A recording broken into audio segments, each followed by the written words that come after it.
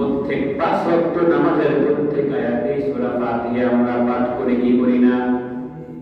কিন্তু এই সূরা ফাতিহার মধ্যে কি পড়ি তা কিন্তু বুঝি না, তোতা পাখির মতো মুখস্থ করি আর পড়ি। অথচ প্রত্যেকটা নামাজের প্রত্যেকটা রাকাতেই কিন্তু সূরা ফাতিহা পাঠ করা আবশ্যক। একটা রাকাত আছে নাকি যে রাকাতে সূরা ফাতিহা পাঠ না করলে চলে এমন কোন আয়াত আছে নি? রাকাত আছে নি? নাই। প্রত্যেক রাকাতেই সূরা ফাতিহা পাঠ করা আবশ্যক। সূরা ফাতিহায় প্রতিদিন আমি আপনি পড়ি আলহামদুলিল্লাহি রাব্বিল আলামিন। ওগো আপনি তো গোটা জগতের প্রতিপালক, আর রহমানির রহিম, আপনি দয়ালু, মালিক ইয়াউমিদ্দিন, বিচার দিবসের মালিক তো আপনি আল্লাহ। ইয়াকা না'বুদু ওয়া ইয়াকা নাস্তাঈন, আমরা তো আপনার কাছেই সাহায্য চাই, আপনার সাহায্যের ভিখারি। ইহদিনাস সিরাতাল মুস্তাকিম, আমাদেরকে সহজ সরল সঠিক পথ দেন।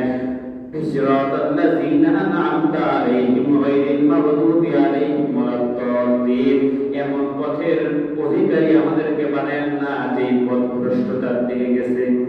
প্রত্যেকটা রাকাতে আমি আপনি এই সূরা পাঠ করি, কিন্তু কি পড়তেছি কি বলতেছি কিছুই বুঝি না। এজন্য নামাজের মধ্যে আমাদের কোনো তাসির হয় না।